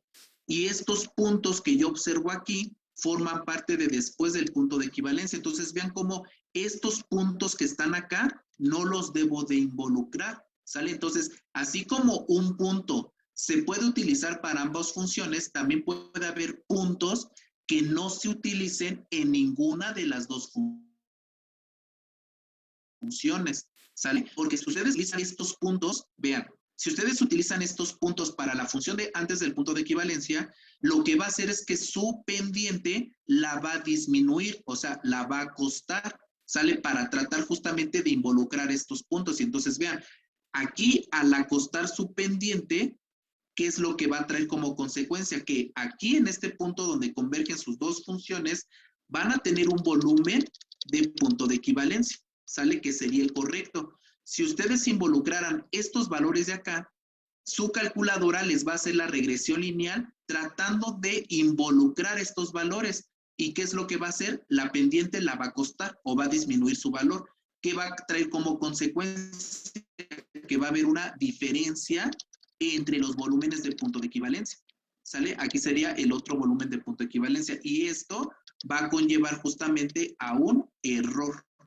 ¿Sí, sí estamos de acuerdo, chicos? ¿Sí más o menos lo observan esta parte? Sí. ¿Sí? Entonces aquí la respuesta sería, pues dependiendo, ¿sale? Dependiendo de tu gráfica, si forma o no forma parte de tus funciones, como puede formar parte de ambas, o de una, o de ninguna inclusive. ¿Sale, chica? Ok, sí, muchas gracias. Ok. ¿Alguna otra pregunta, chicos?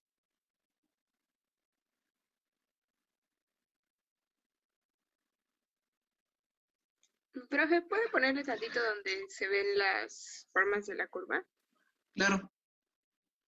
Ahí está, mira. Sí, muchas gracias. Ok.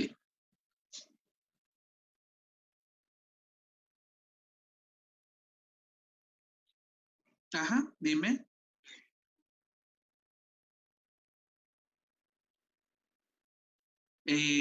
Bueno, nosotros les daríamos las indicaciones, chicos. ¿Sale? Puede ser que el examen, todavía, bueno, no, les voy a ser sincero, no me he puesto de acuerdo con el profesor Jorge. Yo creo que pues ahorita nos quedaremos un ratito para checar, pues cómo vamos a aplicar ese examen, pero vaya, o sea, las formas en que puede ser es que en el Classroom le subamos el examen, ¿sale? Y bueno, ya tengan ustedes esas 2 horas para responderlo y posteriormente subirlo. O puede ser de que les pase ahí la liga, ¿sale? La liga del Zoom en el Classroom, nos conectemos todos aquí en el Zoom y entonces así como les estamos compartiendo estos archivos donde les estamos dando las explicaciones, les podamos compartir el examen, ¿sale? Y entonces el examen va a estar aquí justamente compartido en el Zoom y entonces ustedes lo van a resolver pues a mano y demás y ya posteriormente al culminar la hora de clase, suben también ya sea en fotografía o escaneado, pero en PDF, ¿sale? Porque para nosotros es más fácil pues el calificar, porque pues en una foto, quizás si tenemos un programa de editor, pues podamos ahí calificar, pero bueno, de manera particular, es más cómodo y es más sencillo pues calificarlo en un PDF, ¿no?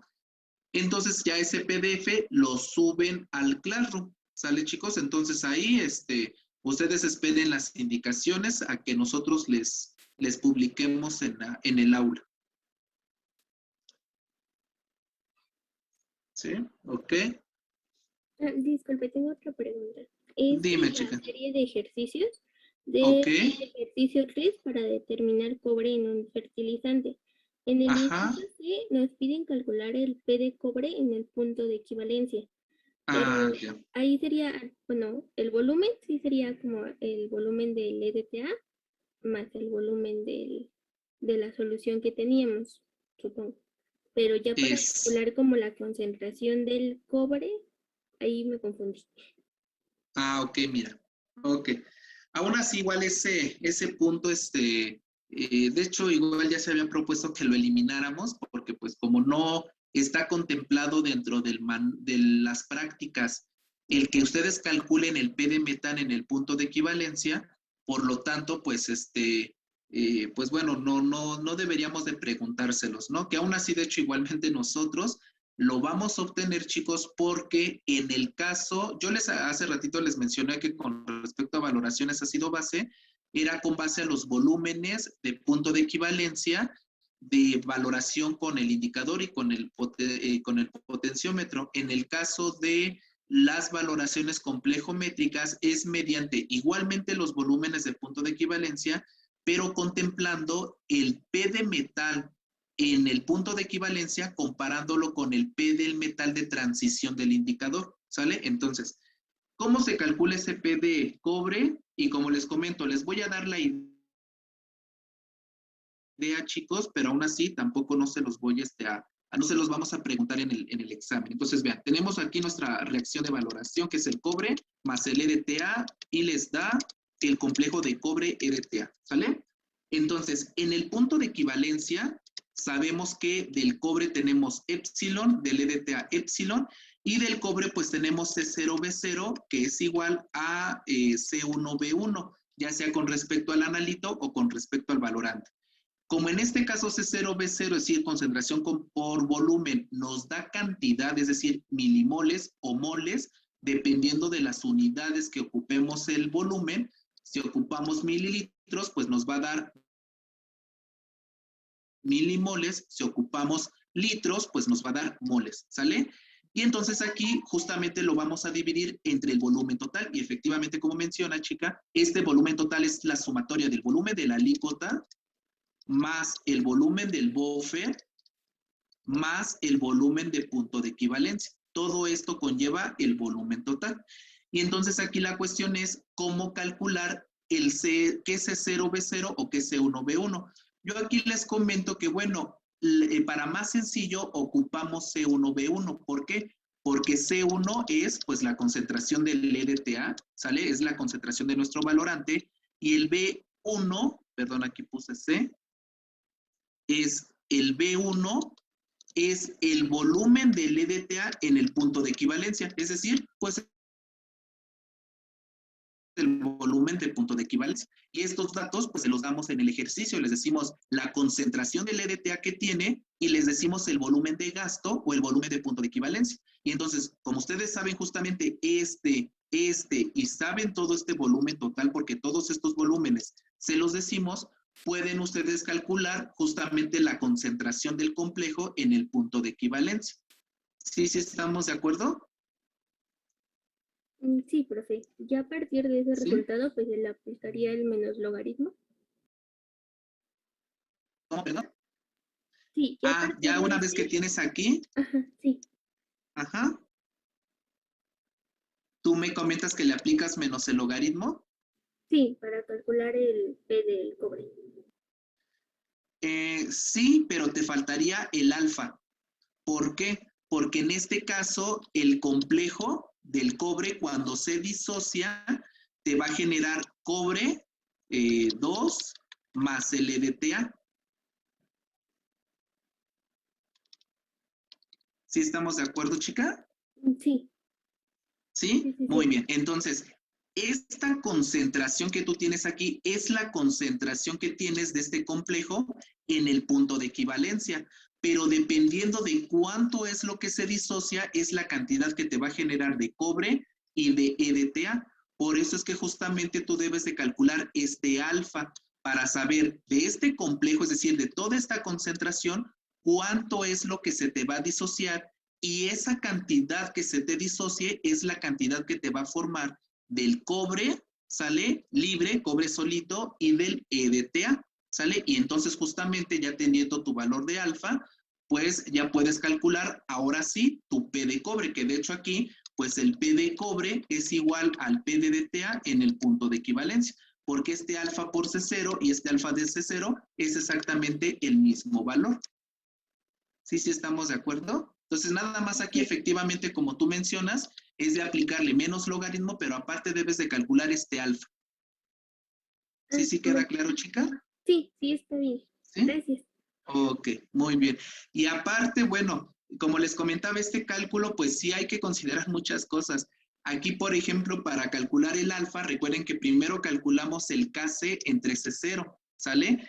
Pero para este caso, chicos, debemos de involucrar un Kc condicional, porque si esta valoración fue dependiente del pH, ¿sale? O como en este caso que fue dependiente de un P de acetatos, entonces debemos involucrar el Kc, en este caso bicondicional, ¿sale? Porque este Kc está influenciado por dos condiciones de amortiguamiento, ¿sale? Pero no se preocupen, chicos.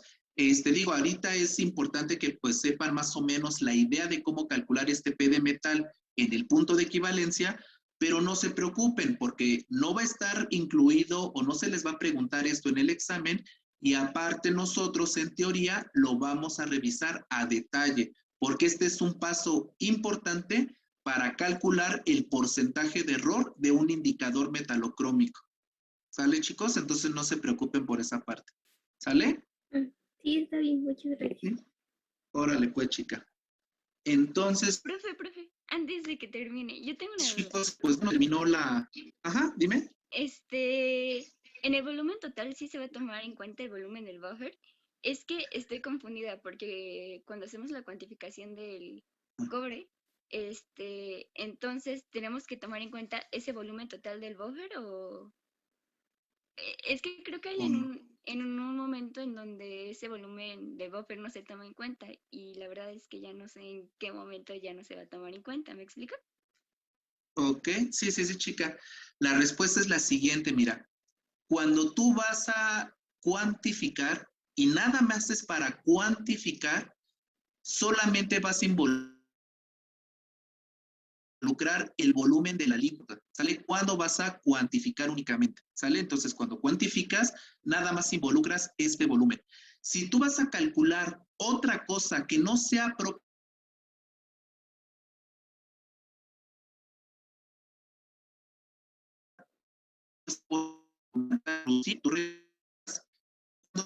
el PDAC y vamos también el volumen de buffer. ¿Sí recuerdan, chica? No sé si fue a mí, pero Sí, se me profe. trabó. Ah, ya. ¿Ya me escuchan bien? Sí, sí, nada más. Yo sí lo Si lo escucho. podría repetir, por favor. Ah, claro.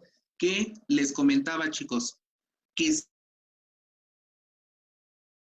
solo para cuantificar, cuando vamos a cuantificar, se involucra únicamente el volumen de la alícuota, ¿sale? Solamente se toma ese. ¿Por qué? Porque el buffer no les aporta analito, ¿sale? Entonces ahí no deben de involucrar ningún otro volumen que se le haya adicionado al sistema más que el puro volumen de la alícuota, ¿sale? Si ustedes van a calcular otra cosa diferente a la cuantificación, por ejemplo, el P de acetatos, por ejemplo, en este caso, la concentración del complejo para calcular el P de cobre, etcétera, ahí sí van a involucrar todos esos volúmenes, pero solo para